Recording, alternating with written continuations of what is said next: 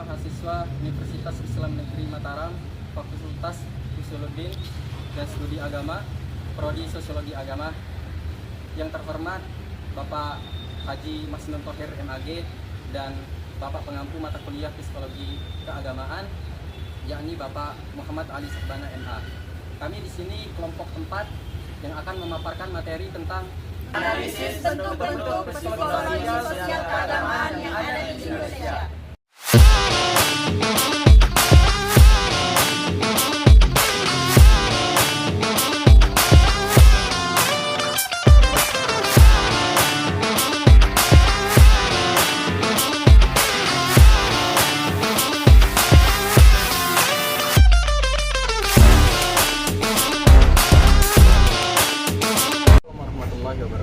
Saya Ilhamdi, mahasiswa Universitas Islam Negeri Mataram.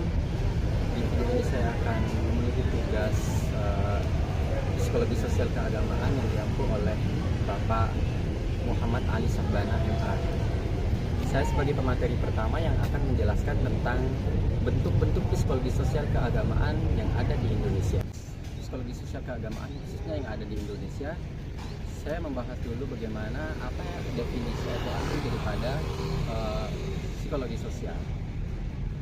Jadi psikologi sosial adalah salah satu cabang ilmu yang membahas tentang bagaimana tingkah laku individu dalam situasi sosial.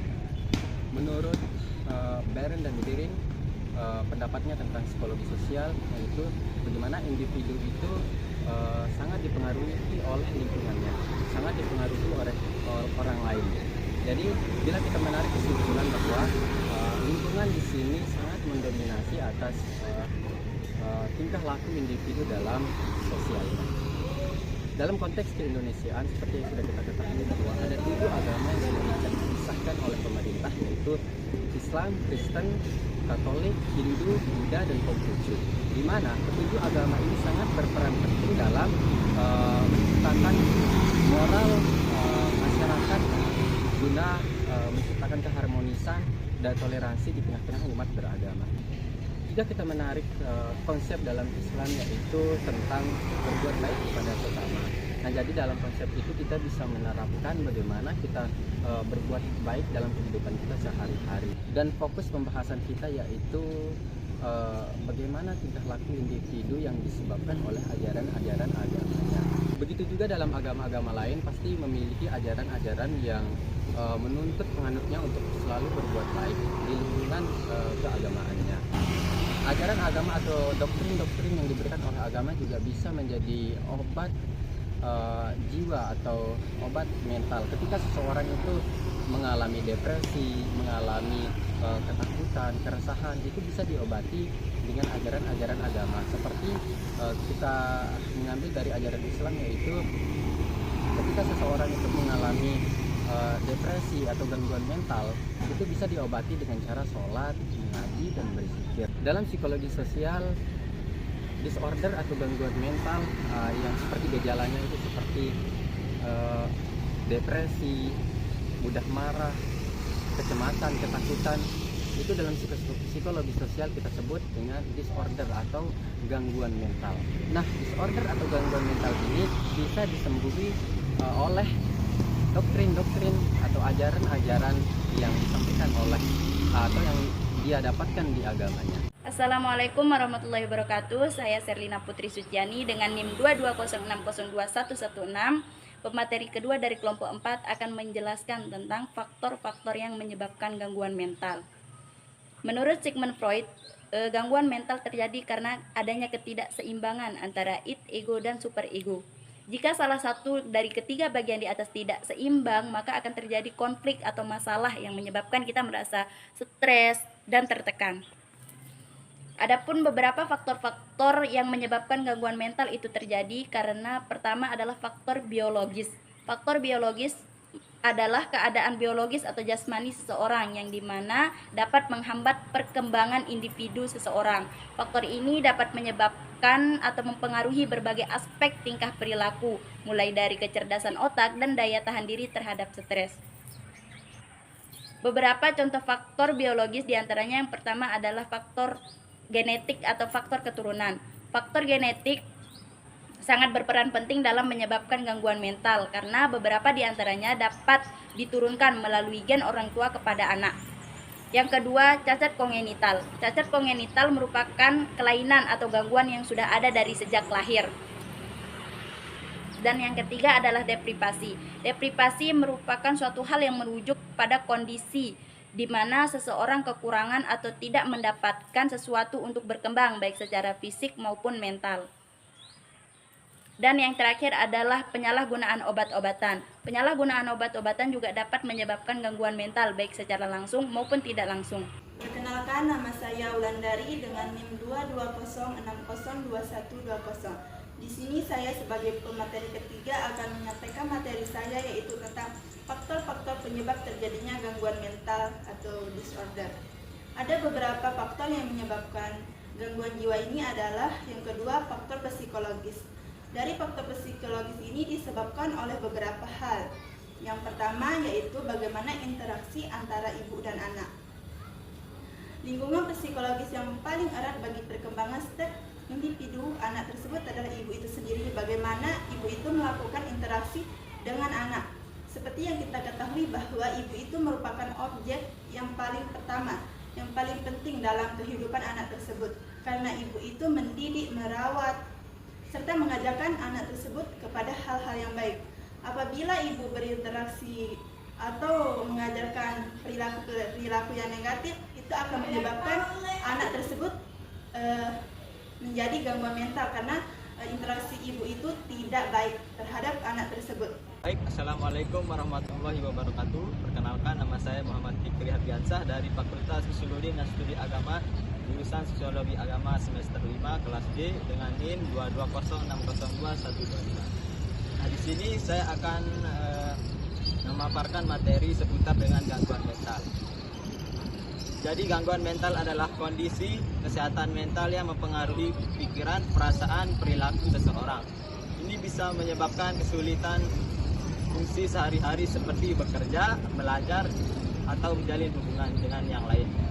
Gejalanya itu beragam, mulai dari perasaan sedih berkepanjangan, cemas berlebihan, hingga perubahan perilaku yang drastis. Nah, selanjutnya yaitu perawatan umum untuk gangguan mental. Nah, yang pertama itu ada psikoterapi, yaitu terapi perilaku kognitif. Terapi ini membantu individu untuk merubah pola pikir atau individu supaya sehat. Contohnya itu dengan seseorang dengan kecemasan sosial, dengan menerapkan teknik relasi yang dia lakukan. Baik, saya akan memaparkan materi selanjutnya tentang teori disorder. Di sini saya mengambil teori kecemasan menurut Sigmund Freud. Sigmund Freud, seorang psikolog terkemuka, melihat kecemasan sebagai mekanisme penting bagi kehidupan manusia. Menurut Freud, kecemasan berfungsi sebagai sistem peringatan dini, melindungi kita dari bahaya, baik bahaya yang nyata maupun bahaya yang hanya ada di dalam pikiran kita sendiri. Freud membagi kecemasan menjadi 3 jenis: kecemasan realitas, kecemasan neurotik, dan kecemasan moral. Kecemasan realitas muncul sebagai respon terhadap bahaya nyata di dunia luar. Misalnya, kita merasa cemas saat menyeberangi jalan yang ramai karena takut tertabrak. Kecemasan neurotik muncul dari konflik antara ide, ego, dan superego. Ide adalah bagian dari kepribadian yang didorong oleh keinginan dasar dan naluri, sementara superego adalah bagian yang mewakili nilai-nilai moral dan sosial. Ego berfungsi sebagai mediator antara keduanya, berusaha untuk memenuhi keinginan ide sambil tetap mematuhi tuntutan superego. Ketika terjadi konflik yang tidak terselesaikan, kecemasan neurotik muncul. Kecemasan moral muncul dari rasa bersalah atau rasa takut akan hukuman karena melanggar norma-norma moral. Misalnya, kita merasa cemas ketika berbohong karena takut akan konsekuensi moral akan tindakan kita. Freud berpendapat bahwa kecemasan adalah fungsi ego yang penting untuk menjaga keseimbangan dan melindungi individu dari bahaya. Kecemasan berfungsi sebagai sinyal peringatan yang memungkinkan kita untuk mengambil tindakan yang tepat untuk menghindari bahaya. Namun, jika kecemasan menjadi berlebihan atau tidak terkendali, itu dapat menyebabkan gangguan mental. Di sini saya akan memaparkan penjelasan tentang masyarakat modern dan gangguan mental. Masyarakat modern dan gangguan mental merupakan topik yang kompleks dan saling terkait. Masyarakat modern dengan segala kemajuan teknologi, gaya hidup yang cepat, dan tekanan sosial yang tinggi dapat berdampak signifikan pada kesehatan mental individu. Berikut beberapa aspek dalam hubungan masyarakat modern dan gangguan mental. Yang pertama, tekanan sosial dan harapan yang tinggi. Masyarakat modern menuntut individu untuk mencapai kesuksesan dalam berbagai bidang, seperti karir, pendidikan, dan hubungan sosial. Tekanan untuk memenuhi standar yang tinggi dan harapan yang terus meningkat dapat menyebabkan stres, depresi, dan kecemasan. Contohnya, keluarga yang mengharapkan kesempurnaan. Dalam sebuah keluarga, seorang anak mungkin menghadapi ekspektasi untuk memenuhi ambisi orang tuanya, seperti menjadi guru, pegawai negeri, dan pengusaha yang sukses. Kedua, gaya hidup yang cepat dan tidak sehat. Gaya hidup masyarakat modern seringkali dikaitkan dengan pola makan yang tidak sehat, kurangnya aktivitas fisik, dan kurangnya tidur. Faktor-faktor ini dapat berdampak pada kesehatan fisik maupun mental individu.